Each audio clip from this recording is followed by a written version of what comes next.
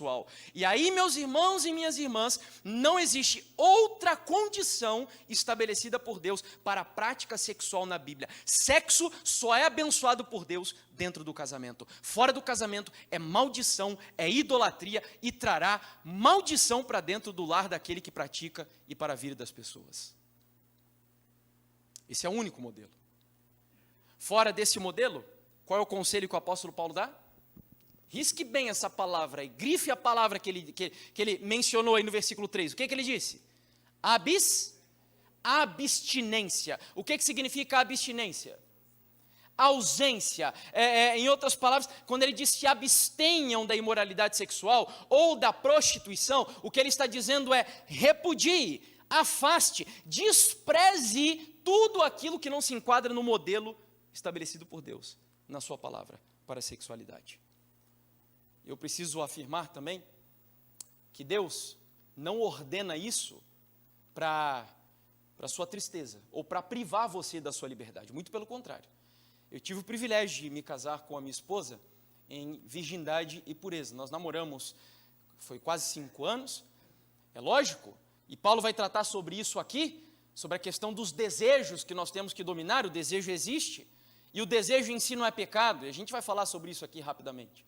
Mas, quando você, e eu digo que foi a maior bênção para a nossa vida, tem a oportunidade de se resguardar, se guardar para o seu cônjuge em pureza, em santidade, meus irmãos, você recebe a bênção e o selo do Senhor sobre a sua relação.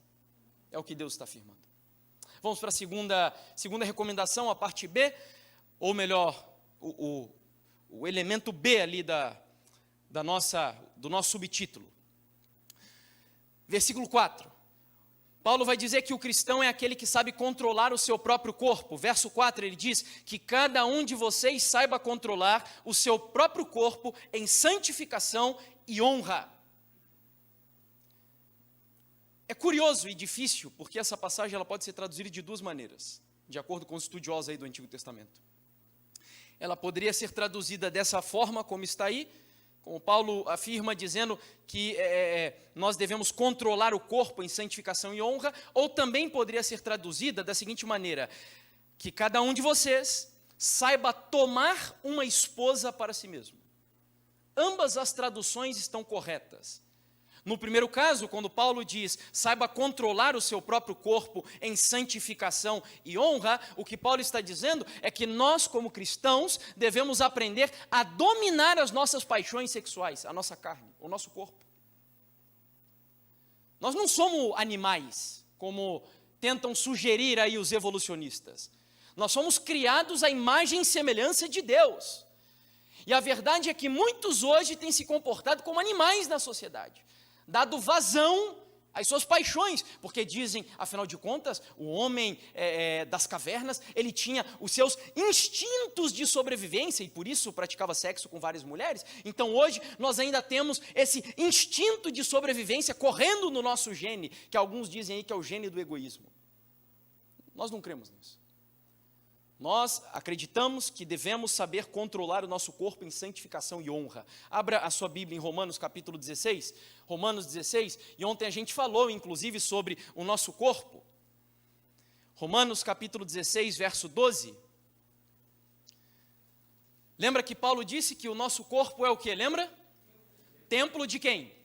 Do Espírito Santo. Então, com isso em mente, Paulo vai dizer em Romanos 16, verso 12, portanto, não permitam que o pecado reine em vosso corpo mortal, fazendo com que vocês obedeçam às suas paixões. Paulo está reforçando aqui esse conceito, domine os seus instintos, domine o seu corpo, reprima as suas paixões, lá em 1 Coríntios, daí está projetado aqui à frente, capítulo 6, verso 13, ele vai ainda ampliar essa visão, dizendo, porém, o corpo não é para o quê?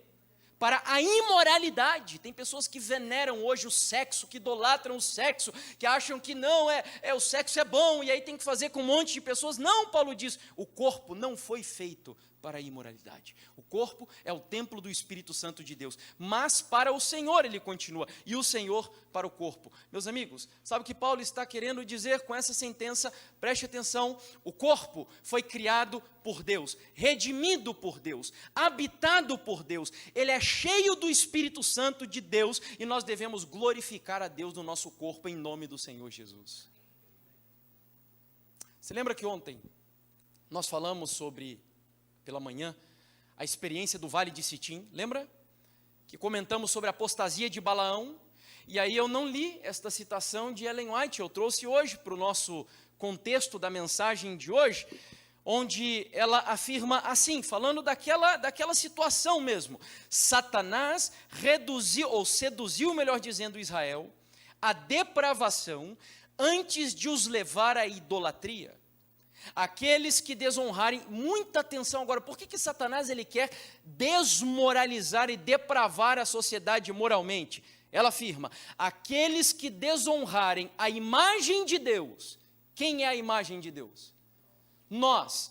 Então aqueles que desonrarem a imagem de Deus, e macularem o seu templo, o nosso corpo, em suas próprias pessoas, não terão escrúpulos para praticarem qualquer desonra a Deus que satisfaça o desejo de seus depravados corações. Você entendeu por que Satanás ele quer depravar e desmoralizar a sociedade? Porque aquele que não ama o seu próprio corpo jamais amará o nosso Deus Todo-Poderoso. Jamais. No segundo caso, a tradução possível, que seria obter a esposa em santidade e honra, Paulo está fazendo uma recomendação, não sei se tem alguém solteiro aqui, mas se temos alguém solteiro aqui entre nós, Paulo está recomendando, orientando, aconselhando o seguinte, que mulheres e homens tenham um relacionamento de namoro e noivado puros diante de Deus. Puros diante de Deus. Eu sei que vai parecer loucura o que eu vou dizer, mas o ideal seria que o namorado e os noivos nem trocassem aqueles beijos mais calorosos. Esse é o ideal da palavra do Senhor.